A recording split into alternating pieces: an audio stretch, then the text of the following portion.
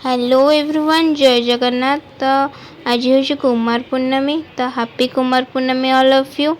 तो आज कुमार पूर्णमी रे 7 प्रकार फल पूजा हुए। तो से फल गुड़ा मुझे काटी दूची 7 प्रकार फल। फाइनाली मुझे काटिदेली सबुतक फल। एबे मु फल गुड़ा मिक्स कर दूची। फल गुड़ा तो मिक्स करदेली। तापर लिया पकाउची। तो आपण मान आड़े कौन कह जाए लिया को मुझे जानी, आम आड़े लिया कहती।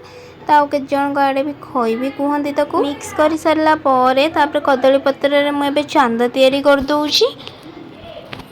आपण मानक मु चांद तैयारी करवाटा केमती कौन लगुच मु तो जानी, मत किंतु ता फाइनल लुक देख सारा पर मत तो ताको बहुत क्यूट सा लगुला। तो एबे मोर फाइनल चांदटा हो जाइए। तो आपण मानू केमती कौन लगिला मो चांदटा। तापर भी पूजा पाई मु अलता लगे देइछि। मु बनैथिली जो चांदटा सेटा आनिकिना मैं पूजा रे रखीदेली। मम्मी एबे फास्ट पूजा कर दूची, ठाकुर को पानी छड़ी दूची। तापर मु चांद को देखिना मो मनर कथा किछि कहिदेली। एबे तापर मु पूजा करदेली।